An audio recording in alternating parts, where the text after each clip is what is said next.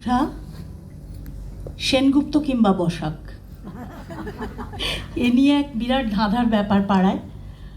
যদিও আমি এই মুহূর্তে কোনো পদবিতে বিশ্বাসী নই, শুধুমাত্র মানবতায় বিশ্বাসী।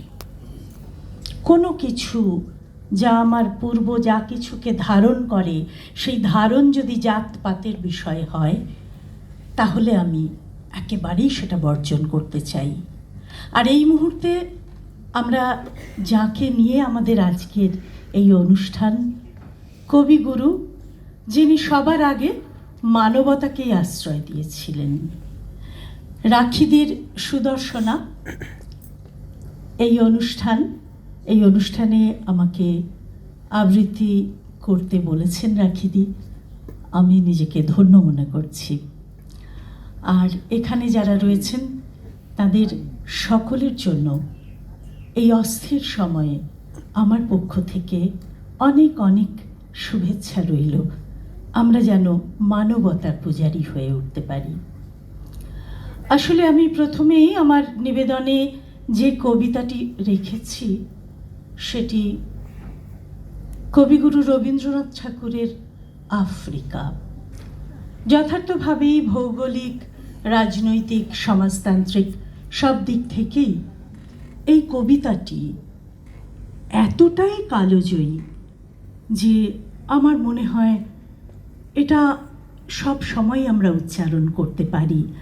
আর দ্বিতীয় কথা, সাম্রাজ্যবাদ ও ঔপনিবেশিকতাবাদ এর বিরুদ্ধে কবি বারবার গর্জে উঠেছেন। তাই এই কবিতাটি আমার প্রথম নিবেদনে।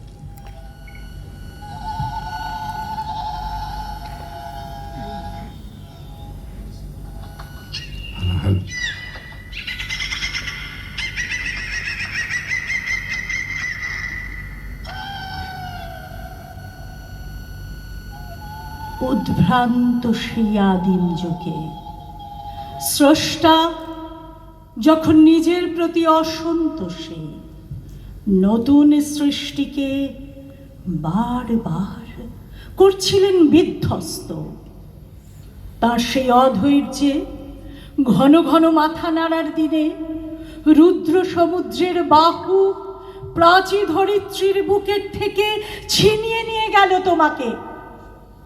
আফ্রিকা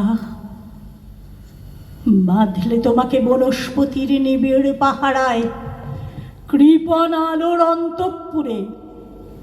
সেখানে নিভৃত অবকাশে তুমি চিনছিলে জল, স্থল, আকাশের দুর্বোধ সংকেত। প্রকৃতির দৃষ্টি অতীত জাদু মন্ত্র জাগাচ্ছিল তোমার চেতনা অতীত মনে। বিদ্রুপ করছিলে ভীষণকে বিরূপের ছদ্মবেশে। শঙ্কাকে চাচ্ছিলে হার মানাতে, আপনাকে উগ্র করে বিভীষিকার প্রচণ্ড মহিমায় তাণ্ডবের দ্বন্দ্বভিনী নাদে। হায় ছায়াবৃতা, কালো ঘোমটার নিচে অপরিচিত ছিল তোমার মানব রূপ। উপেক্ষা লাবিল দৃষ্টিতে এলোরা লোহার হাত করি নিয়ে, নখ যাদের তীক্ষ্ণ তোমার নেকড়ের চেয়ে এলো মানুষ ধরার দল। গর্বে যারা অন্ধ তোমার সূর্যহারা অনন্যের চেয়ে, সভ্যের বর্বর লোভ নগ্ন করল আপন নির্লজ্জ অমানুষতা। তোমার ভাষাহীন ক্রন্দনে বাষ্পাকুল অরণ্য পথে পঙ্কিল হলো ধূলি তোমার রক্তে অশ্রুতে মিশে। দস্যু পায়ের কাঁটা মারা জুতোর তলায় বিভৎস কাদার পিণ্ড চিরচিহ্ন দিয়ে গেল তোমার অপমানিত ইতিহাসে। সমুদ্র পাড়ে সেই মুহূর্তেই তাদের পাড়ায় পাড়ায় মন্দিরে বাজছিল পূজার ঘণ্টা।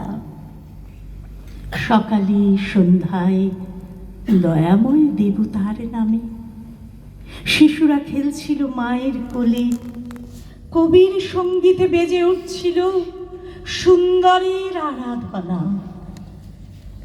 আজ যখন পশ্চিমে দিগন্তে প্রদোষকাল, ঝঞ্ঝা বাতাসের ঊর্ধ্বশ্বাস, যখন গুপ্ত গহ্বর থেকে পশুরা বেরিয়ে এলো, অশুভ ধ্বনিতে ঘোষণা করল দিনের অন্তিম কাল।